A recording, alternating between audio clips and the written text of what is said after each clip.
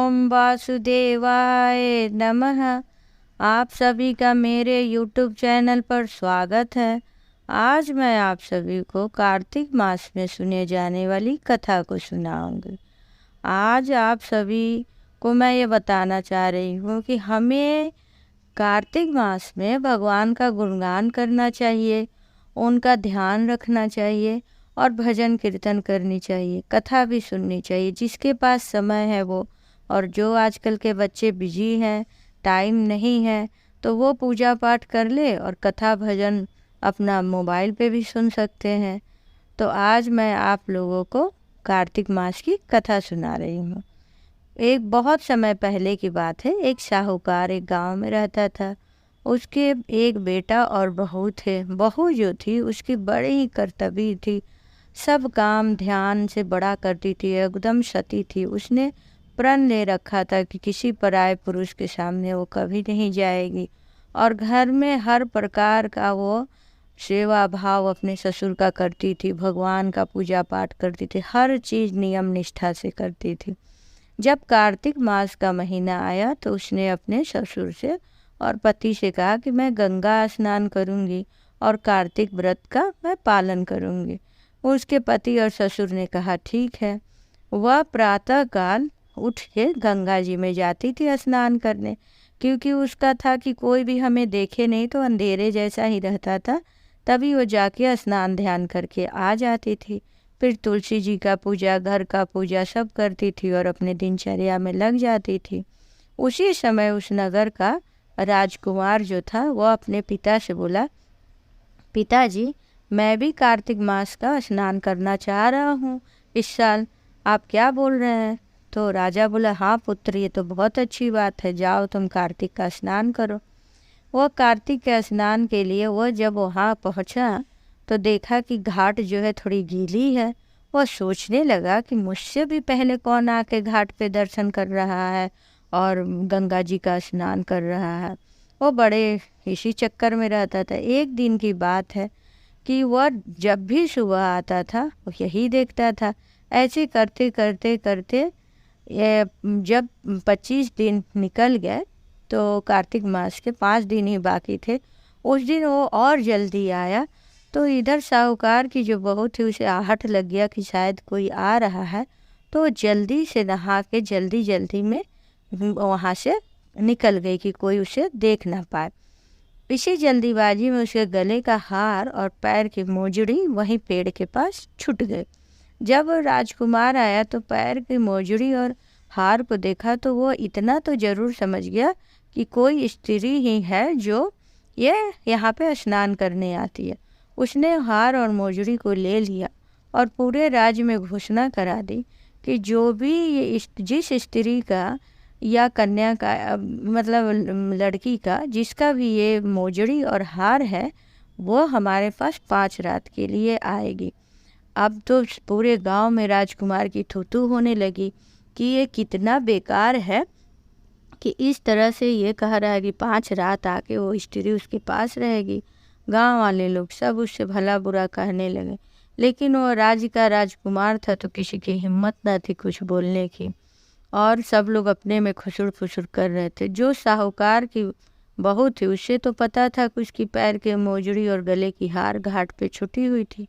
उसने एक पत्र लिख के भिजवाया राजकुमार के पास कि हाँ, ये मोजड़ी और हार मेरी ही है, मैं आपकी शर्त को मानती हूँ कि 5 रात आपसे मिलूंगी, लेकिन मेरी भी एक शर्त है कि आप गंगा जी के घाट पे ही मुझसे मिलेंगे, जो भी बात करनी होगी वहीं करेंगे, और किसी को साक्षी लेके ज़रूर आएंगे कि हमारे मिलने का, वहाँ जाने का साक्ष्य किसी का होना चाहिए। राजकुमार ने भिजवा दिया खबर कि ठीक है, मुझे मंजूर है। राजकुमार वहाँ पे गंगा घाट पे पहुँचा तो उसने सोचा कि मैं इतनी सुंदर जिसकी जूती और ये गले का हार है वो कितनी सुंदर होगी, मैं किसी को क्यों ले जाऊँ साक्ष्य, उसे देखने के लिए मैं ही देखूँगा। और वह एक तोते को पिंजड़े में बंद करके ले गया, उसको साक्ष्य बना के, और वहीं पे पेड़ पे टांग दिया और बैठ गया इंतज़ार में। जब रात हुई तो साहूकार की बहू आई और उससे वहाँ पे घाट पे पहुँचने के पहले ही वो गंगा माँ से आराधना करने लगी। हे गंगा माँ, मेरी लाज रखना। हे पांचों पांडव, हे भिखू बाबा, हे 33 कोटि के देवी देवता, अगर मैं सतीत्व मेरा है तो आप ऐसा कीजिएगा कि राजकुमार को नींद आ जाए, आप हमारी रक्षा कीजिए। ऐसा बोल के वो आगे बढ़ी। तब तक राजकुमार सो गया था। ये स्नान ध्यान अपना करके गंगा जी से निकल के और तोते से बोली, हे तोता, मैं तुमसे ये साक्ष्य मान के कह रही हूँ कि मैं आज यहाँ पे आई थी। और वह अपना जूती नहीं, वो अपने तोता से बोल के वह चली गई। जब राजकुमार की नींद्रा टूटी तो उठा और देखा कि घाट गीली है, तो उसने तोता से पूछा कि बोलने वाला वो तोता था कि क्या वो आई थी? तो बोला हाँ आई थी। कैसी थी? तो उसने बहुत वर्णन किया। अति सुंदर है, उसकी आंखें मृगनयनी हैं, कोमल शरीर है, ऐसी है वैसी है, बहुत अच्छी है, वो आई थी। अब राजकुमार और बेचैन हो गया कि क्यों मुझे नींद आ गई। उसने दूसरे दिन क्या किया, अपनी उंगली को थोड़ी काट ली कि दर्द की वजह से मुझे नींद नहीं आएगी और मैं जगा रहूँगा। फिर रात हुई और साहूकार की बहू आई और वैसे ही प्रार्थना की कि गंगा मैया, सभी देवता, पांचों पांडव, सब लोग मेरी रक्षा करना और मेरी सतीत्व का और लाज बचाना मेरी, और उसको राजकुमार को नींद आ जाए।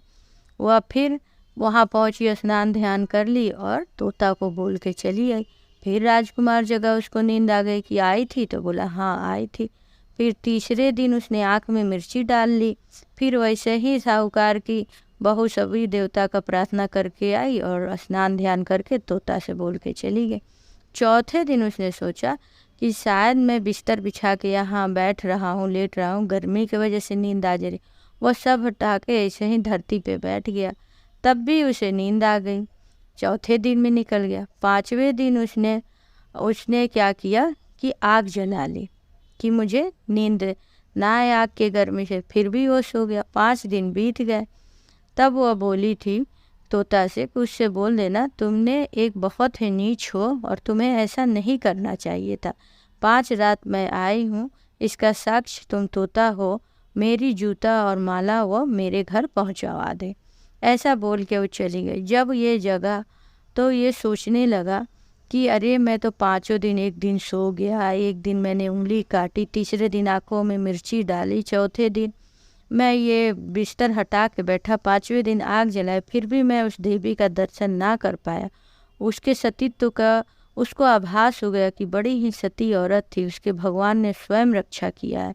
वो मन ही मन आत्मग्लानि किया और घर पे जाके वह जूती और माला को देख के सोचने लगा कि मैंने ये क्या कर दिया। और इधर जब क्या हुआ कि गांव में कार्तिक मास पूर्ण हो गया और गांव में इधर सब जगह हल्ला होने लगा कि जो राजकुमार था उसे कोढ़ हो गया है, उसके हाथ पैर में बहुत जलन है, बहुत छटपटा रहा है।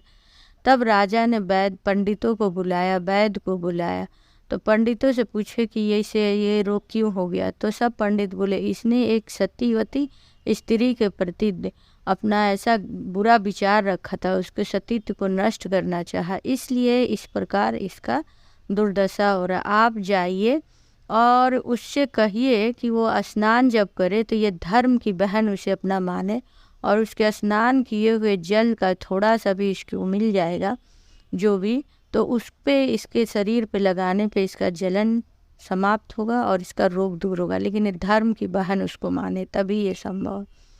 राजा जो था उसकी जूती और माला लेके खुद साहूकार के दरवाजे पे पहुंचा और साहूकार के पैरों में गिर गया कि आपकी बहू जो है वो मेरे बेटे को क्षमा कर दे। और पंडित जी ने बताया कि जब वो नहाए स्नान करे तो थोड़ा सा उसका जल दे दे और मेरा बेटा उसे अपनी धर्म की बहन मानेगा और मैं उसे अपनी धर्म की पुत्री मान रहा हूँ। तो आप थोड़ा सा जल दे दे जिससे उसकी मोक्ष की प्राप्ति हो, उसके शरीर से वो रोग दूर हो। साहूकार ने अपनी बहू को ये बात कहा तो साहूकार की बहू ने कहा कि ठीक है, अगर वो मुझे धर्म की बहन मानता है दिल से तो मैं ये कार्य करूँगी। फिर वो जब नहा लेती थी तो थोड़ा सा जल वो भिजवा देती थी राजकुमार के पास कि मैं अपने धर्म के भाई के लिए भेज रही हूँ। वो भी उससे बहन मानने लगा और धीरे धीरे उसका कोढ़ समाप्त हुआ। तो ये कार्तिक मास के महात्म की मैंने आप लोगों को एक कथा सुनाई। आप लोगों को ये कथा कैसी लगी आप लोग मुझे कमेंट बॉक्स में ज़रूर बताएं।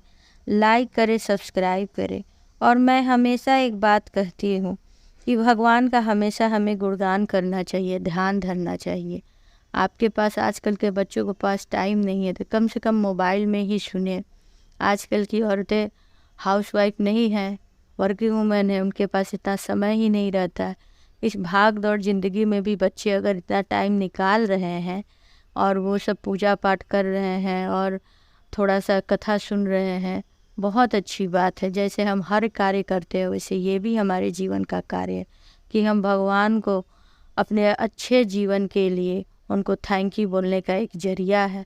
अगर हमारा मन दुखी है तो हम उससे प्रार्थना कर सकते हैं। ओम वासुदेवाय नमः।